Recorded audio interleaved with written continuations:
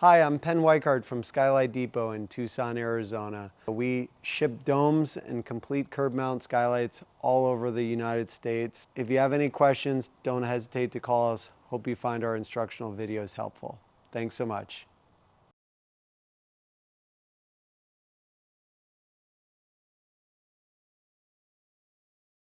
Common question we get is, I have a broken skylight. Can I replace just the plastic or do I need a new skylight?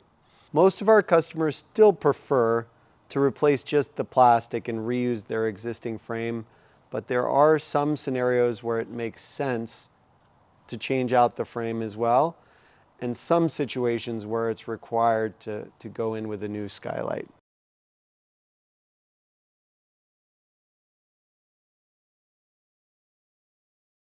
A situation where it would be required to swap out the entire skylight with the frame would be the outdated dome over frame styles. We see a variation of that skylight in Florida. We also see a different variation of the dome over frame in New York and in the Northeast. We also have some outdated vertical rise styled skylights where you may or may not be able to swap out just the plastic. We also have fiberglass skylights, which those skylights are commonly found in California, where the top frame is made of fiberglass and it's sealed to the plastic in such a way that it makes it very difficult to remove the plastic from that frame to reuse that fiberglass frame. And one of the last scenarios where you may want to consider changing out the frame is just if over time it's weathered so bad and roofers and people have been up on your roof have kind of gone crazy with silicone or caulking, and it's just too messy to take apart and reuse. So those are the situations where you're really going to want to swap out the entire skylight instead of just the plastic.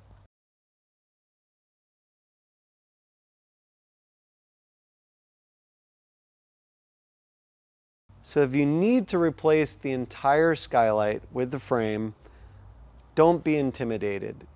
The thing about those situations is you already have 90% of the work done, meaning we're going to go into it in a moment, but you already have a flashed in roof, you have a curb built, so there's basically a box sticking up out of your roof that you're going to basically remove the old skylight from the box, and then you're going to cap the new skylight right over the box. So still a project that most homeowners can tackle on their own, and a do-it-yourself project that shouldn't be too intimidating.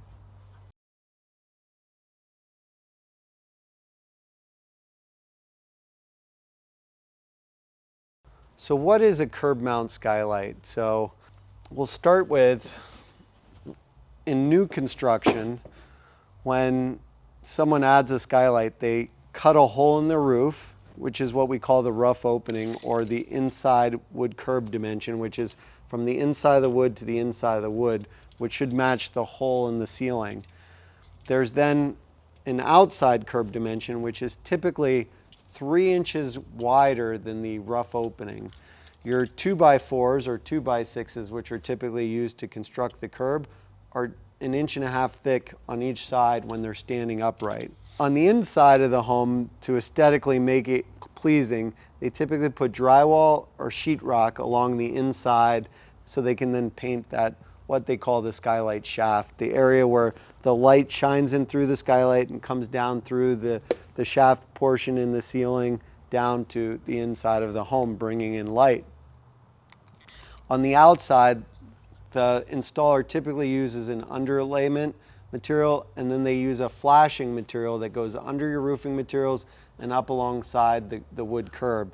That's to keep water from getting into where they cut this hole and build this box on your roof. So ultimately, there's a flashed in curb. All of that's done by the installer. The curb mount skylight is just designed to cap over the existing wood curb that's flashed in. And typically, every skylight manufacturer makes their curb mount sizes slightly different, but in general, they want to have about a 1/4 inch to a 1/2 inch gap of space wider than where the flashed in curb is.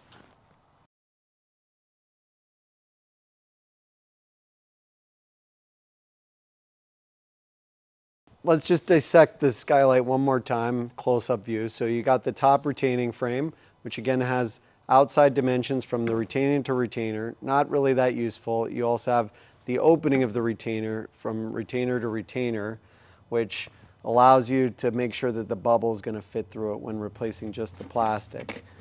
The retaining frame comes off. You've got these slotted screw holes that allow you to anchor into this portion of the skylight frame to assemble the top retaining frame to the base frame. You have 2 layers of plastic that are sealed and stacked together. And again, when replacing just the plastic, we measure from edge to edge, from edge to edge. And you've got your base frame, which again has your condensation gutter, which has the condensation on the inside and the outside. You have your rubber gasket that pushes down that the dome's sitting on. And again, gravity is typically forcing the water to one of the 4 corners where there's a little notch here that acts as a weeping system to let the water drain out onto the roof.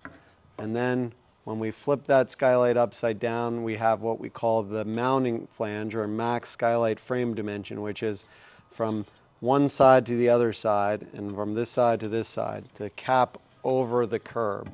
So again, the mounting flange has to be bigger than the box that you're capping over.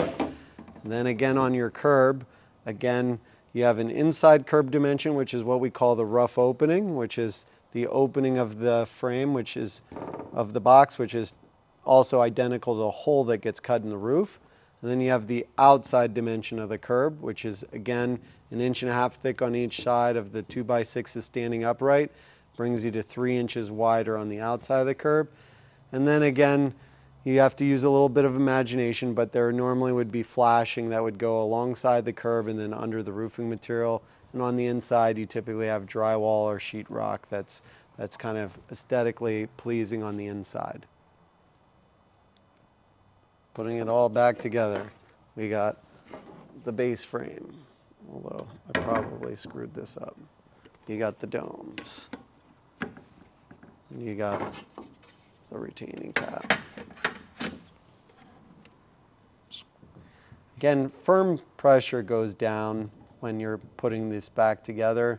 You don't need to have it so tight that the plastic is going to break, but just a firm clamp down when you're putting your retaining screws back in.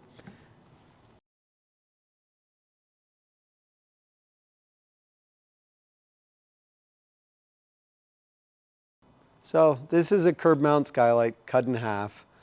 I think it gives you an interesting view to kind of show you the inner workings of a curb mount aluminum frame skylight. So again, you have your retaining frame that's pushing down, squeezing the inner and outer dome together with the base frame. And you can clearly see in here that you have the condensation gutter on the inside. That's for any water and moisture that's coming up from the inside of the home. And you also have this outer track here that's for any water that would seep in from where the plastic meets the aluminum frame. Gravity then forces the water to the corner where there's a punch or hole at each of the 4 corners. And if you flip the skylight upside down, you can kind of see how it's gapped right there in the corner. So you can see that's where the water's draining out. So again, gravity is pushing it to the corner. Also like the fact that you can see the outer dome is higher than the inner dome. They typically have an overall width and length that's the same. The flat lip on the inner dome is typically just slightly wider than on the outer dome, which allows them to nest well together. And then you have your retaining screw that's holding the retaining frame to the base of the skylight, and then you have a pre-punched hole where you're using a corrosion-resistant nail or screw to hold it in place. Again, when you flip it upside down, this is what we call the mounting flange from this metal to this metal. And that needs to be larger than the wood curb that's flashed in that you're capping over. And again, you're typically sealing this bottom part of your aluminum frame to the top part of the curb. So that's going right over the wood and sealing there.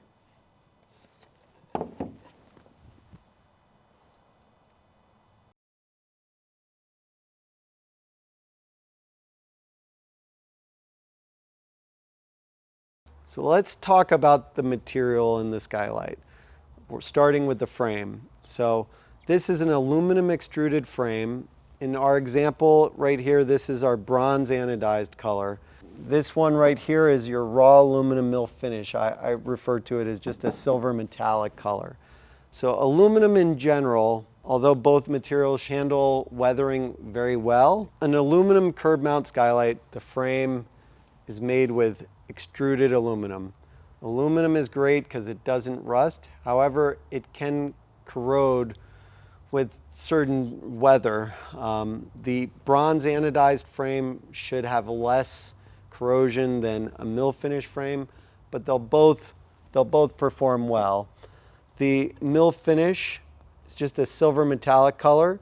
A lot of it is just about pricing and aesthetics. So the bronze anodized, or if you went with a bronze powder coat, is more expensive than the raw aluminum mill finish. Really, it's about matching the colors on your roof if you can see the skylight from the ground, or if no one ever sees it, the mill finish frame should work great for your project.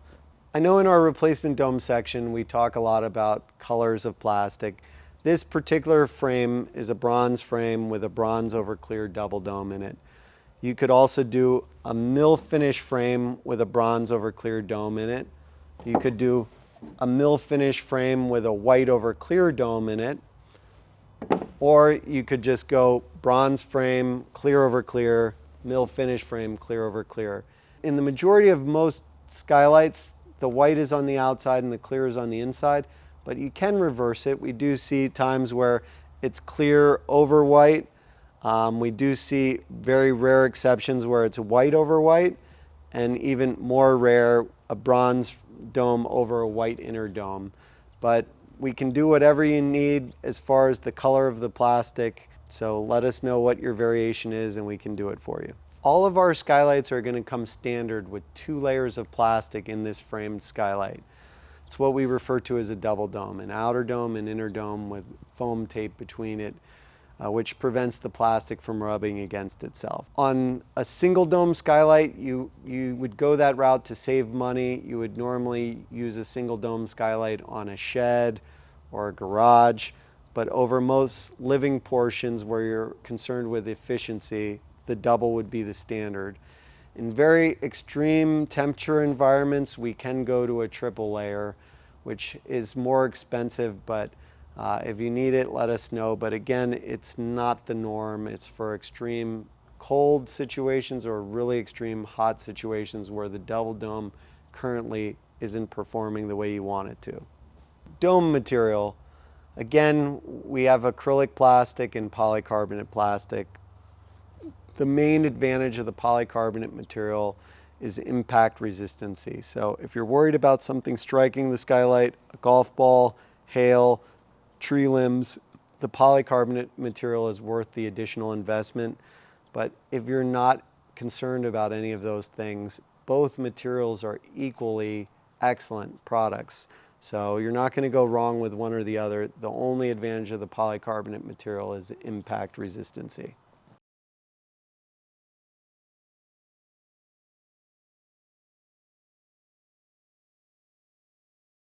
So again, we want to thank you for visiting our site. As you'll have learned from our instructional videos, there's nothing standard in the skylight industry. So half of our customers don't find the exact thing they're looking for on our website. I want to encourage you to use our contact form or call us, or even better yet, both. When you call us, my name is Penn, P-E-N-N. It's difficult to hear over the phone. I'm happy to help you. If I'm not available to help you, one of our wonderful associates is happy to be of service as well. I will say that, we understand that you as a customer really want to understand, what is my cost? What is this going to cost me? And we will absolutely try to get you there, but please humor us and allow us to ask you some simple questions that really help us understand what your needs are. The most important is obviously your name. We want to get to know who you are. Second, we want to know where you are in the United States. That location helps us identify what type of skylight you may or may not have or what you may or may not need. We also want to understand if it's for a residential home, a commercial building, an RV, a manufactured home, or if you're just using one of our domes or skylights for some kind of fun art project. Let us know what you're trying to do. We're happy to help. Again, the contact form is helpful. Calling us, we're here to help. Let us know what we can do to be of service and win your business.